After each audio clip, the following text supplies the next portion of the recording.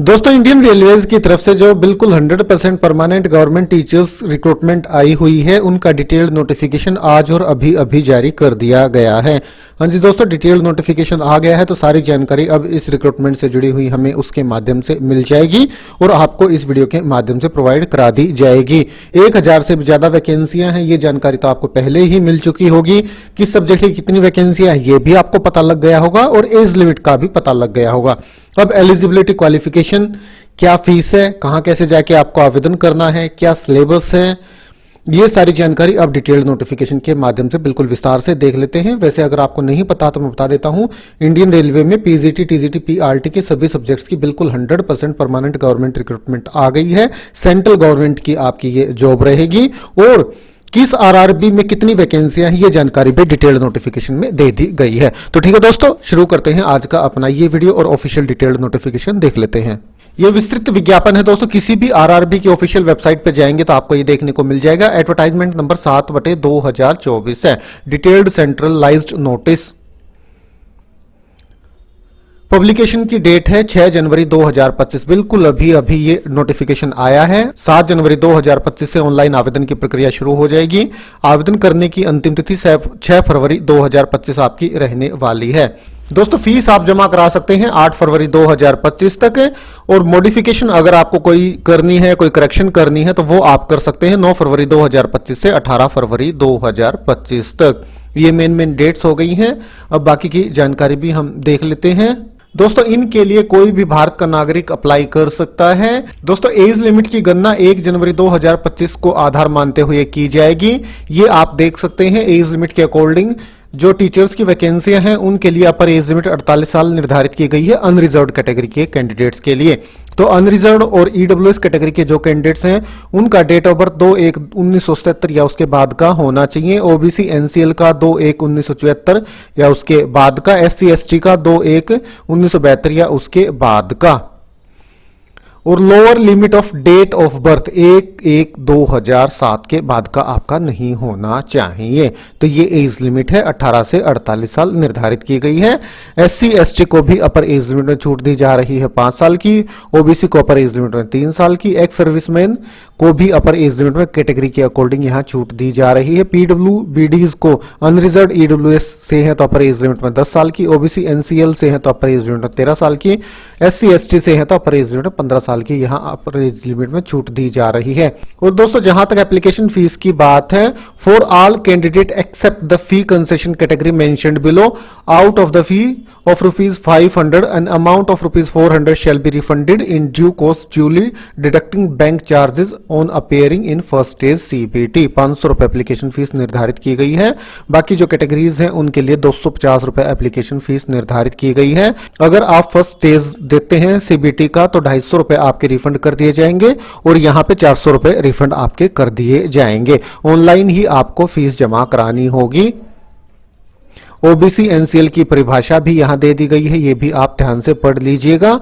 इसके बाद eligibility qualification हम देख लेते हैं। और दोस्तों जो टीचर्स की वैकेंसियां हैं इनके लिए आपका रिटन एग्जाम 100 नंबर का कंडक्ट कराया जाएगा। उसी के साथ साथ आपका सब्जेक्ट टू परफॉर्मेंस टेस्ट और टीचिंग स्किल टेस्ट भी कंडक्ट कराया जाएगा। हाँ जी दोस्तों, आपका जो सिलेक्शन है वो रिटन एग्जाम के मार्क्स और स्किल टेस्ट के आधार पर किया जाएगा, जिसकी रेशियो रहेगी 85:15। दोस्तों ये 21 आरआरबी हैं, अलग अलग आरआरबी की ऑफिशियल वेबसाइट यहां दर्शा दी गई है। इनमें से किसी भी आरआरबी की ऑफिशियल वेबसाइट पे जाके आप इनका डिटेल्ड नोटिफिकेशन डाउनलोड कर सकते हैं और इन आरआरबी की ऑफिशियल वेबसाइट पे ही जाके आपको इनके लिए ऑनलाइन आवेदन करना होगा। दोस्तों अब देख लेते हैं इनके लिए क्या क्वालिफिकेशन निर्धारित की गई है। पीजीटी टीचर्स के लिए मिनिमम एज 18 है, मैक्सिमम एज 48 साल है। मेडिकल स्टैंडर्ड आपका C2 होना चाहिए। पे 47,600। पे level in the 7th CPC 8। PGT के लिए मास्टर्स डिग्री आपने कर रखी हो कंसर्न सब्जेक्ट में 50% अंकों के साथ और उसी के साथ साथ बीएड आपने कर रखी हो। हिंदी और इंग्लिश मीडियम में आप बच्चों को पढ़ा पाएं।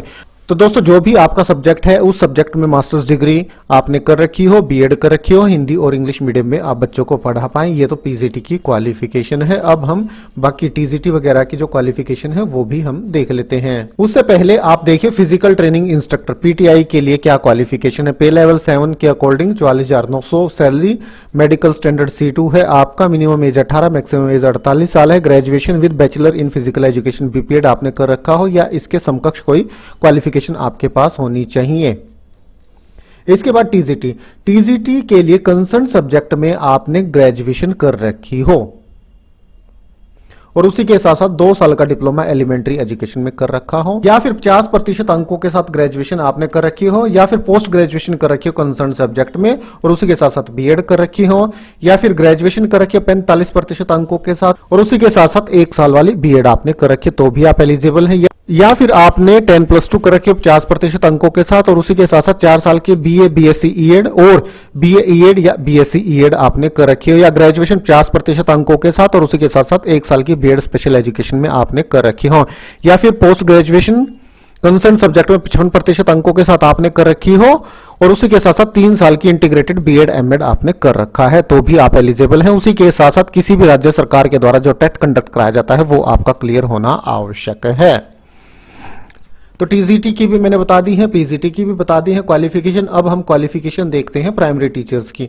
प्राइमरी टीचर्स के लिए क्या क्वालिफिकेशन निर्धारित की गई है, ये देखिए दोस्तों। प्राइमरी रेलवे टीचर्स, पे लेवल इन 7 CPC 6, पे 35,400, medical standard C2, minimum age 18, maximum age 48 साल है। इनके लिए 12th आपने कर रखी हो कम से कम 50% अंकों के साथ और 2 साल का डिप्लोमा एलिमेंट्री एजुकेशन में कर रखा हो, या फिर 12th आपने कर रखी 45% अंकों के साथ 2 साल का डिप्लोमा एलिमेंट्री एजुकेशन में कर रखा हो, या 12th आपने कर रखे 50% अंकों के साथ और उसी के साथ साथ 4 साल का बैचलर ऑफ एलिमेंट्री एजुकेशन कर रखा हो, या 12th आपने कर रखे 50% अंकों के साथ उसके साथ 2 साल का diploma in education special education में कर रखा हो, या आपने ग्रेजुएशन कर रखी हो 2 साल का डिप्लोमा एलिमेंट्री एजुकेशन में कर रखा हो, या आपने ग्रेजुएशन कर रखी हो और 50% अंकों के साथ बीएड आपने कर रखी हो, या फिर पोस्ट ग्रेजुएशन 55% अंकों के साथ आपने कर रखी हो और उसी के साथ साथ 3 साल की इंटीग्रेटेड बीएड एमएड आपने कर रखा हो। इसी के साथ साथ टेट भी आपका क्लियर होना आवश्यक है।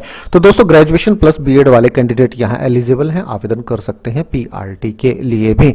ये एलिजिबिलिटी क्वालिफिकेशन थी। इसके बाद वैकेंसी टेबल दिया गया है, किस आरआरबी में किस सब्जेक्ट की कितनी वैकेंसियां। ये आरआरबी अहमदाबाद, ये आरआरबी अजमेर, आरआरबी बेंगलोर में ये वैकेंसियां हैं, फिर आरआरबी भोपाल की वैकेंसियां यहाँ दर्शा दी गई हैं। उसी के साथ साथ आरआरबी भुवनेश्वर की वैकेंसियां, आरआरबी बिलासपुर की वैकेंसियां भी दर्शा दी गई हैं, आरआरबी चेन्नई की भी।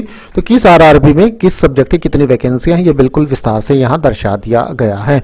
तो दोस्तों डिटेल नोटिफिकेशन के माध्यम से मेन सारी जानकारी इस रिक्रूटमेंट से जुड़ी हुई आपके साथ इस वीडियो में शेयर की गई। जो इनका सिलेबस है, रिटन एग्जाम का पैटर्न है, उनसे जुड़ा हुआ वीडियो कल आपको मिल जाएगा। सभी का सब्जेक्ट आपके साथ जरूर से जरूर शेयर किया जाएगा हमारे इस यूट्यूब चैनल के माध्यम से। उसके लिए कर लें चैनल को सब्सक्राइब और वीडियो अच्छा लगा तो करें लाइक और शेयर। आज अभी के लिए इतना ही, फिर मिलते हैं किसी नए वीडियो के साथ। तब तक के लिए नमस्कार।